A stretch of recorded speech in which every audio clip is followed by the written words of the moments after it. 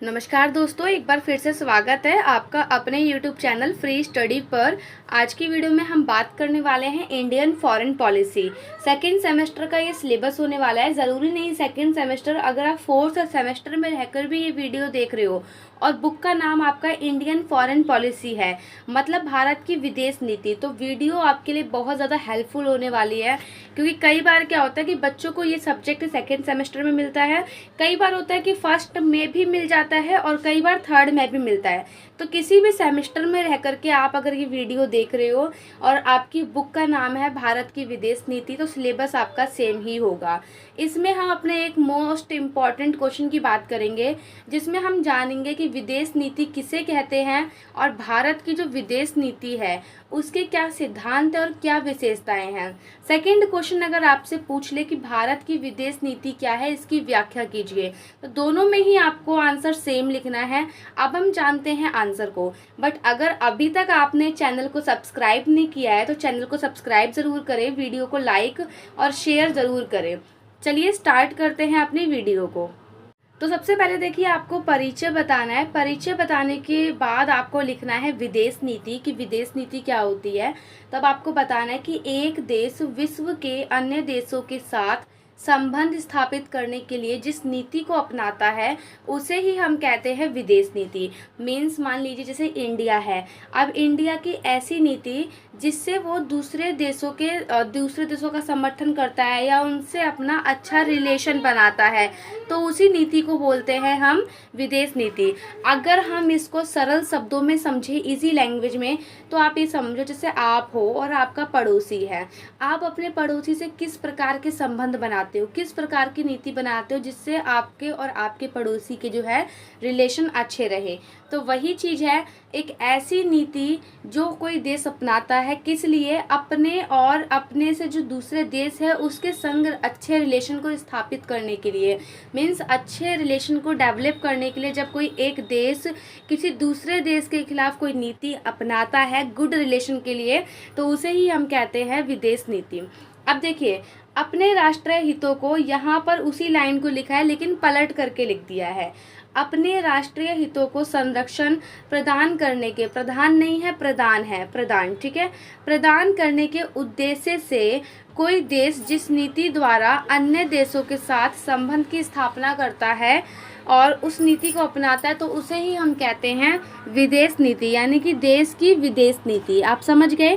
कहने का मतलब ये है कि जब कोई एक देश या कोई एक राज्य, देखो मैंने ऑलरेडी आपको बताया, मैं दोबारा बताती हूँ, राज्य का मतलब होता है एक देश। पॉलिटिकल में कभी भी आप देश वर्ड नहीं सुनोगे, ना ही कहीं लिखा हुआ देखोगे, हमेशा लिखा होगा एक राज्य। तो राज्य का मतलब होता है देश। इस दोनों लाइनों में सेम मतलब है कि जब एक देश विश्व के अन्य देशों के साथ अपने रिलेशन को अच्छा बनाने के लिए जिस नीति का यूज़ करता है उसे ही हम कहते हैं विदेश नीति। अच्छे संबंध स्थापित करना या अपने राष्ट्रीय हितों को, जो हमारे हित होते हैं उसको हम कैसे अचीव कर सकते हैं, अपने उद्देश्य को कैसे प्राप्त कर सकते हैं, उसके लिए जो नीति बनाई जाती है वही कहलाती है हमारी विदेश नीति। उसके बाद आपको लिखना है कि जो भारतीय विदेश नीति है वो प्राचीन भारतीय संस्कृति, परंपराओं, इतिहास एवं भौगोलिक व राजनीतिक स्थिति को देखकर निर्धारित की गई है। अभी के टाइम पर जो हमारी विदेश नीति है वो कैसे बनाई है? वो बनाई है हमारी संस्कृति को देख करके, हमारी सभ्यता को देख करके, हमारी परंपरा को देख करके, हमारे इतिहास को देख करके, साथ ही भारत की भौगोलिक स्थिति क्या है, राजनीतिक स्थिति क्या है, तो इन सबको मिला करके, मतलब इन सबको देखते हुए ही हमने विदेश नीति बनाई है। कई बार पेपर में क्वेश्चन पूछता है कि विदेश नीति को कौन कौन से तत्व जो है वो प्रभावित करते हैं, ठीक है, तो यही तत्व है जो उसको प्रभावित करते हैं, वो हम आगे पढ़ेंगे। ये हमारा एक सेपरेट क्वेश्चन रहेगा, अलग वीडियो आएगी इसकी। अब इस लाइन का जो बच्चा मतलब नहीं समझा है, इजी लैंग्वेज में मैं आपको मतलब समझाती हूँ इसका। मान लीजिए कि आपने एक ज़मीन खरीदी है। अब ज़मीन के अंदर, ज़मीन पे आपको घर बनाना है, तो आपकी नीति रहेगी कि भाई मैं कैसे बनाऊँ। प्लान करोगे आप कि नीचे 2 कमरे रखूँ कि 1 कमरा रखूँ, या सेकंड फ्लोर पे क्या रखूँ, वॉशरूम कहाँ रखूँ, किचन कहाँ रखूँ, तो ये सब चीज़ें क्या है, नीति होती है। तो आप क्या करोगे, स्थिति को देखोगे कि घर कितना बड़ा है, कितना चौड़ा है, कितना स्पेस है, 25 गज है, 50 गज है, कैसा बन सकता है घर घर में लोग कितने हैं रहने वाले, है ना, तो उसके अकॉर्डिंग आप बनाओगे एक कमरे में सामान कितना रखा जाएगा। तो ये सब चीज़ें जो है आपको प्रभावित करेंगी। कब? जब आप अपना घर बनाओगे तब, है ना। तो वही चीज़ें होती है जब विदेश नीति को हम बनाते हैं, मीन्स जब हमारी सरकार बनाती है तो कुछ चीज़ों का ध्यान रखती हैं, जैसे कि हमारी संस्कृति है, हमारी परंपराएं हैं, हमारा इतिहास है, भौगोलिक स्थिति है, राजनीतिक स्थिति है, इन सभी को देखकर ही कोई भी नीति बनाई जाती है, यानी कोई भी प्लानिंग की जाती है। इसके कुछ सिद्धांत होते हैं और इसकी कुछ विशेषताएं होती है। सबसे पहला है गुट निरपेक्ष। देखिए, आप ना वर्डों को आराम से सुनना ताकि आपको क्लियर हो कि गुट निरपेक्ष क्या होता है। गुट निरपेक्ष का मतलब होता है, जब शीत युद्ध का टाइम था, जब शीत युद्ध का समय था, तब हमारी जो पृथ्वी है, यानी कि हमारा जो वर्ल्ड है, वो दो भागों में बटा हुआ था। एक था यूएसए और दूसरा था यूएसएसआर। बट कुछ राज्य मीन्स कुछ देश ऐसे भी थे जो ना तो इसमें शामिल थे और ना इसमें शामिल थे, तो उन्होंने अपना एक अलग से गुट बनाया, मीन्स ग्रुप बनाया, जिसे बोला गया गुट निरपेक्ष, जिसमें भारत शामिल था। क्योंकि भारत को उस टाइम पर अपनी नीति अच्छी करनी थी, मीन्स अपना जो संबंध है दोनों देशों के संग अच्छा बनाना था, चाहे वो यूएसए हो चाहे वो यूएसएसआर हो। अगर वो यूएसए के साथ होता तो फिर यूएसएसआर के साथ उसके संबंध मीन्स भारत के संबंध अच्छे नहीं होते, और यदि भारत जो है वो यूएसएसआर के साथ मतलब शामिल हो जाता तो फिर उनके जो संबंध है मीन्स हमारे जो संबंध है वो यूएसए से अच्छे मीन्स अमेरिका से अच्छे नहीं होते। तो उस टाइम पर जो भारत ने ये सोचा कि भाई मुझे दोनों के साथ अपने संबंध अच्छे बनाने हैं, इसीलिए उसने एक अपना ग्रुप बनाया जो कि ना इसमें शामिल हुआ और ना वो इसमें शामिल हुआ। तो उसे ही कहते हैं गुट निरपेक्ष, यानी कि विदेश नीति जो भारत की है उसका एक सिद्धांत है या उसकी एक विशेषता ये है कि हमारी विदेश नीति में हम लोग ऐसे हैं गुट निरपेक्ष हैं, मतलब किसी भी ग्रुप में शामिल होने वाले लोग नहीं हैं। हम अपने आप को सभी ग्रुप से अलग अलग रखते हैं, क्योंकि हमें सभी का साथ चाहिए। ग्रुप में किसी ग्रुप का साथ देने का मतलब है कि दूसरी पार्टी से हमने मीन्स नफरत या अपोजिशन समझ सकते हो आप। जैसे मान लो कि यहाँ पे इंडिया है, यहाँ पे एक ग्रुप है ए, यहाँ पे दूसरा ग्रुप है बी। अगर इंडिया ए के संग शामिल होगा तो फिर बी के संग रिलेशन अच्छे नहीं होंगे, और अगर बी के साथ शामिल हो गया तो ए के संग रिलेशन अच्छे नहीं होंगे। तो इंडिया ऐसा नहीं चाहता, इंडिया चाहता है कि उसका ए के संग भी रिलेशन अच्छा हो और बी के संग भी हो। इसीलिए उसकी जो हमारी जो विदेश नीति है उसकी एक विशेषता है कि हमारी विदेश नीति के अंतर्गत हम लोग जो है वो गुट निरपेक्ष, मतलब किसी भी गुट में शामिल होने वाले नहीं हैं। सेकंड है, हम लोग जो है ना, हमारी जो विदेश नीति है वो ऐसी है जो कि विश्व शांति को प्रोत्साहित करती है और युद्धों को रोकती है। वर्ड थोड़े से गलत हो गए हैं तो थोड़ा लिख भी लेना, यहाँ पे युद्ध ऐसे लिखते हैं, मीन्स युद्धों को रोकती है। हमारी जो विदेश नीति है उसकी विशेषता ये है कि वो विश्व के अंदर शांति कायम रखती है और युद्धों को रोकती है, या हमारा ये सिद्धांत है। अब यहाँ पे सिद्धांत वर्ड भी गलत लिखा हुआ है, तो सिद्धांत को भी आप ठीक कर लेना, ठीक है, ऐसे लिखते हैं सिद्धांत, ठीक है। तो कुछ कुछ वर्ड जो होते हैं वो टाइपिंग करते टाइम गलत हो जाते हैं, उन वर्डों पर आप ज़्यादा ध्यान मत दें। जो भी आपको क्लियर समझ में आ रहा है उसको आप लिखते चले, बाकी मैं आपको बता रही हूँ बोलते वक्त कि आपको क्या चीज़ें लिखनी है और क्या चीज़ें नहीं लिखनी है। तो आपको दो चीज़ क्लियर हुई कि सिद्धांत क्या है। जैसे हमारा भी कोई नीति होती है, जैसे आपका अपने लेवल पे कोई नीति है, मान लो कि आपको अपने फ्रेंड के संग अच्छे संबंध स्थापित करने हैं, ठीक है, तो आपकी भी नीति होगी कि आप उसके साथ अच्छी बात करो, उसको खाना खिलाओ, बर्गर खिलाओ, उसके लिए लंच लेकर के जाओ, है ना, या बहुत सारी चीज़ें हो सकती है। तो इसी टाइप से हमारी जो नीति की विशेषता ये है कि हम गुट निरपेक्ष हैं। दूसरी विशेषता ये है कि हम शांति को प्रोत्साहित करते हैं और युद्धों से दूर रहते हैं और युद्धों का विरोध करते हैं। तीसरा है साम्राज्यवाद और उपनिवेश का हम विरोध करते हैं। उपनिवेश का मतलब होता है गुलाम। जब एक कंट्री किसी दूसरी कंट्री को गुलाम बना लेती है तो उस प्रक्रिया को कहते हैं उपनिवेशवाद। यानी कि जैसे ब्रिटेन ने किसको बनाया था, इंडिया को अपना गुलाम बनाया था, तो उस टाइम पर हम थे उपनिवेश। क्या थे हम? उपनिवेश। और इस पूरी प्रक्रिया को कहते हैं उपनिवेशवाद। तो जो हमारी जो भारत की नीति है, विदेश नीति है, वो कैसी है? उपनिवेशवाद का विरोध करती है।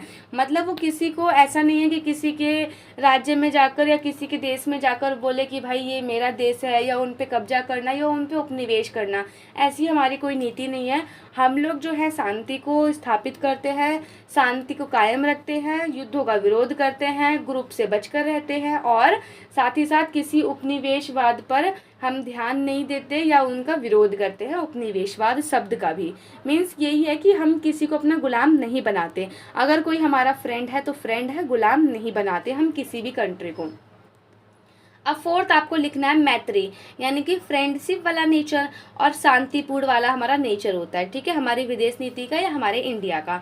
दूसरा अपना 5वां पॉइंट है कि संयुक्त राष्ट्र संघ में हम लोग विश्वास करते हैं, यानी कि हमारा जो पूरा विश्वास है इंटरनेशनल ऑर्गेनाइजेशन पर, जो हमारे इंटरनेशनल लेवल पर जो ऑर्गेनाइजेशन होती है मीन्स जो संयुक्त राष्ट्र संघ है उस पर हमारा पूरा विश्वास है और हम उसका समर्थन करते हैं, ठीक है। जैसे अभी आप हो मीन्स आप इंडिया के अंदर हो तो आपकी जो विदेश नीति होगी या जो आपकी तो विदेश नीति नहीं होगी, आपकी जो नीति होगी वो कैसी होगी, मतलब जैसे मैंने बताया कि आपको अपना काम अच्छे से करना है, शांति की स्थापना करनी है, किसी से लड़ाई झगड़ा नहीं करना है, किसी को अपना दास नहीं बनाना, किसी को अपना गुलाम नहीं बनाना, सबसे फ्रेंड वाला नेचर रखना है और आपको किस में विश्वास रखना है, सुप्रीम कोर्ट और हाई कोर्ट में, या जो हमारे जो इंटरनेशनल इंटरनेशनल नहीं, अभी मैं एक पर्टिकुलर इंसान के बारे में बता रही हूँ तो इंटरनेशनल वर्ड नहीं, यहाँ पे समझो कि हमें संविधान की रिस्पेक्ट करनी है या संविधान में विश्वास रखना है। तो ये सब होती है एक पर्टिकुलर एक इंसान की बात, मतलब एक पर्सन की बात। जब हम राज्य की बात करते हैं तो फिर यहाँ पे चीज़ें थोड़ी सी बढ़ जाती हैं, यानी कि गुटनिरपेक्ष, विश्व शांति, युद्धों का विरोध, उपनिवेशवाद का विरोध, शांतिपूर्ण व्यवस्था और हम यूएनओ में विश्वास रखते हैं। साथ ही पंचशील नीति का भी हम लोग जो है अपने अंदर हमारे जो विदेश नीति है हमने उसमें पंचशील नीति को अपना रखा है। अब काफ़ी बच्चों को नहीं पता होगा कि पंचशील नीति क्या होती है, इसलिए मैं आपको बता देती हूँ। नाम से ही पता लग रहा है पंचशील यानी कि ऐसी 5 नीति जिसको हम अपनाते हैं। अब ये जो पंचशील नीति है ये किस किस के बीच में हुई थी? भारत और चीन के बीच में हुई थी, 29 अप्रैल 1954 में हुई थी। यह एक द्विपक्षीय समझौता था, मतलब जब 2 तरफ से समझौता होता है तो उसे कहते हैं द्विपक्षीय। 3 तरफ से होता है तो त्रिपक्षीय, बट इसमें 2 ही देश शामिल थे, एक हमारा चीन और एक हम खुद, तो इसीलिए ये द्विपक्षीय समझौता था जो कि 29 अप्रैल 1954 में हुआ था। और यही जो समझौता है ना, या जो ये 5 पॉइंट है जो हमारे चीन के साथ हुए थे, हम लोग उस पे हम जो भी हमारे पड़ोसी देश हैं हम सबके प्रति ऐसे ही अपनी नीति को निभाते हैं। मीन्स आप आप लाइन समझो कि इसका मतलब क्या है। सबसे पहले आप ये समझो कि ये हो ए आप, ये बी आप हो, ठीक है। अब आप दोनों फ्रेंड हो, आप दोनों के बीच में एक एग्रीमेंट हो रखा है, यानी कि नीति हो रखी है, ठीक है। अब जो ए की बी के संग नीति है ना, तो ये जो इनके संग एग्रीमेंट हुआ है तो ए ने क्या सोच रखा है कि जो हमारी आगे कोई नीति होगी, मीन्स अगर हमारा कोई और पड़ोसी देश होगा या कोई हमारा और कोई हमारे संग जिसके अच्छे संबंध होंगे, जैसे अमेरिका है, ब्रिटेन है, ब्राज़ील है और भी कई सारे देश हैं, तो उनके साथ भी हम ये 5 चीज़ों को अपनाएंगे। हमसे इनका एग्रीमेंट नहीं हुआ है, लेकिन इनकी बात जो है ना, इन दोनों का एग्रीमेंट मुझे अच्छा लगा, मीन्स ए को अच्छा लग रहा है ये एग्रीमेंट, और ए सोच रहा है कि अगर मैं इन सब के संग भी ऐसे ही व्यवहार करूंगा विदाउट एनी एग्रीमेंट, मीन्स ये एग्रीमेंट के तहत ऐसा व्यवहार करते हैं। कौन? चीन और इंडिया और चीन एग्रीमेंट के तहत इन पांचों को अपनाते हैं। बट इंडिया का मानना ये है कि ये जो 5 चीज़ें हैं ना, बिना किसी एग्रीमेंट के भी हमें दूसरे देशों के संग अपनानी चाहिए, जिससे भी हमारे रिलेशन अच्छे होते हैं, ठीक है। अब पहली चीज़ है एक दूसरे के विरुद्ध आक्रमण ना करना।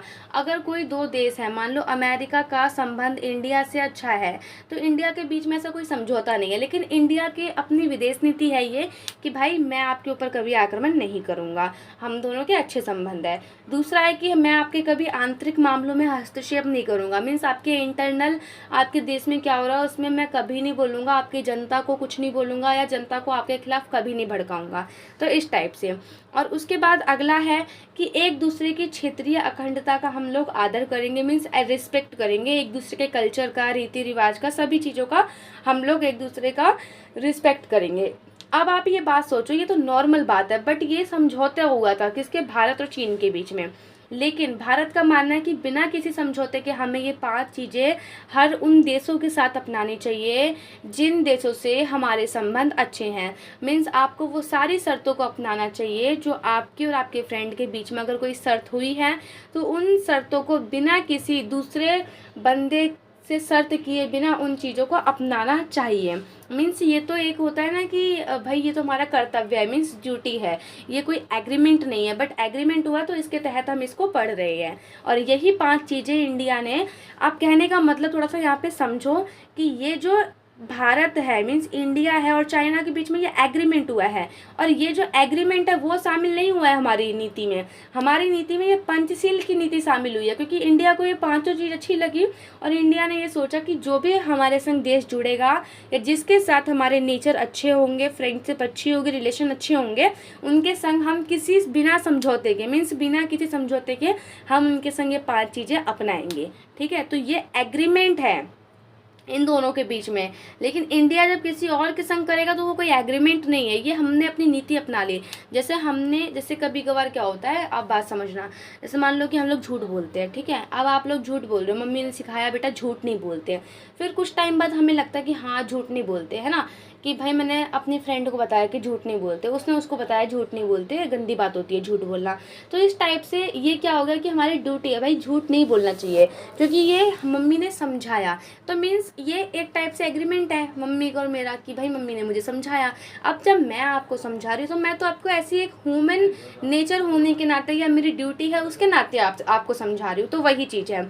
उसके बाद है समानता और मित्रता की भावना को रखना है, शांतिपूर्ण तरीके से हम लोगों को रहना है। उसके बाद निशस्त्रीकरण का मतलब होता है कि जो भी हमारे पास हथियार है उनको हम कंट्रोल करेंगे, मतलब जो हथियार बन रहे हैं ये नहीं कि हथियारों की होड़ करेंगे, क्योंकि शीत युद्ध में क्या हुआ था, शीत युद्ध में हथियारों की होड़ होने लग गई थी कि बहुत ज़्यादा हथियार बनने लग गए थे। लेकिन हमारी जो नीति है, हमारी विदेश नीति ऐसी है, विदेश नीति, कि हम इसके अंतर्गत हमारे पास जो हथियार है वो सीमित होते हैं। ये नहीं कि भाई अनलिमिटेड हथियार हमने अपने पास खरीद के रख लिए, नहीं, लिमिटेड हथियार ही हम लोगों के पास होते हैं। ठीक है, तो ये हमारी विदेश नीति है। उसके बाद लोकतंत्र का सम्मान करना भी ये हमारी नीति है। अब देखिए इसके कुछ उद्देश्य होते हैं। पहला उद्देश्य जो हमारी विशेषता है वही उद्देश्य है, शांति को बनाना, सुरक्षा को बनाना, विवादों के मध्यस्थता द्वारा निपटाए जाने की नीति को प्रत्येक संभव तरीके से प्रोत्साहन करना। मीन्स अगर कोई इंटरनेशनल लेवल पर कोई विवाद हो रहा है तो उसको मीडिएटर के द्वारा सुलझाना, सभी राज्यों और राष्ट्रों के बीच सम्मानपूर्ण संबंध बनाना, बाहरी आक्रमण से बचना, यानी कोई हम पे कोई हमला ना करे तो उससे बचना। हमला कब करेगा, जब हमारे किसी देश के संग रिलेशन ख़राब होंगे। जब रिलेशन ही ख़राब नहीं है, रिलेशन गुड है, आप ये समझो कि आपके सारे दोस्त हैं BCDEF, मतलब ये सारे दोस्त हैं, आप सारे ही आपस में अच्छे हो, आपकी किसी से लड़ाई नहीं हो रही तो आपकी बुराई कौन करेगा, कोई नहीं करेगा। तो इसी टाइप से कि बाहरी आक्रमण से बचना। और बाहरी आक्रमण से हम कब बच सकते हैं, जब भी बच सकते हैं जब हमारी विदेश नीति अच्छी होगी। और हमारे विदेश नीति का मतलब क्या है कि दूसरे देशों के संग हमारे संबंध अच्छे होंगे। उसके बाद है उपनिवेशवाद का विरोध करना हमारा उद्देश्य है, जो कि मैंने आपको ऑलरेडी बता दिया। जनता की सहायता करना, उन जनता की जो उपनिवेशवाद थी कभी, ठीक है, यानी कि कोई ऐसा देश जो पिछड़ा है, जो पिछड़े वर्ग में आता है या पिछड़ी जाति है या पिछड़ा समाज है, तो उनकी हेल्प करना। ठीक है, उसके बाद है सभी देशों के साथ व्यापार, उद्योग, निवेश के क्षेत्र में सभी देशों को विकसित करवाना और खुद भी विकसित होना। उसके बाद है हमारी विदेश नीति की प्रमुख प्राथमिकता दक्षिण एशिया में अपने पड़ोसी देशों के साथ मैत्री यानी कि फ्रेंडशिप और सहयोग को मजबूत करना। ये हमारा 8वां उद्देश्य है। तो उद्देश्य आशा करती हूँ आपको समझ में आ गया होगा। पहला है शांति सुरक्षा बनाना, तीसरा है मीडिएटर की भूमिका, तीसरा है अच्छे संबंध बनाना, सम्मानपूर्ण मतलब रिस्पेक्टफुल, एकदम ऐसा नहीं कि भाई सामने से तो अच्छा है, सामने से ऐसा कोई फ्रेंड है कि अच्छा है बट पीठ पीछे बुराई कर रहा है, ऐसा नहीं, सम्मानपूर्ण संबंध बनाना, बाहरी आक्रमण से बचना, उपनिवेशवाद का विरोध करना और जो उपनिवेशवाद रहा है उसकी हेल्प करना, मतलब जो देश गुलाम है उसकी हेल्प करना, या जिस देश में जातिवाद है, साम्राज्यवाद से पीड़ित देश है उन देशों के लोगों की मदद करना, उनके संग व्यापार, उद्योग, निवेश, उनको साथ देना, उनका हर क्षेत्र में उनका सहयोग देना, उनको विकसित करना और अपने आप को भी विकसित करवाना। और उसके बाद है जो भी हमारे पड़ोसी देश है उनके संग फ्रेंडशिप वाला नेचर, क्योंकि पहले तो आप ये समझो ये आपका घर है, आप बगल वाले घर से पहले अच्छी दोस्ती बनाओगे ना, बाद में जाओगे अपनी पीछे वाली गली, समझ रहे हो। तो इसी टाइप से जो हमारे पड़ोसी देश हैं उनके संग हमारे रिलेशन जो है वो अच्छे होने चाहिए, फिर हमें आगे जो है आगे बढ़ना चाहिए, मतलब दूसरी कंट्री के साथ। तो यही है, ठीक है। अगर आपको ये समझ में आ गया ना, तो आगे जो हम पढ़ेंगे, जिसमें हम पढ़ेंगे भारत और पाकिस्तान का संबंध, भारत और चीन का संबंध, भारत और श्रीलंका का संबंध, पाकिस्तान का संबंध, इस टाइप से हम कुछ संबंध पढ़ेंगे जो कि आपके पेपर में आते हैं। तो वीडियो कैसी लगी एक बार कमेंट करके ज़रूर बताना। मिलते हैं नेक्स्ट वीडियो में, तब तक के लिए जय हिंद, जय भारत।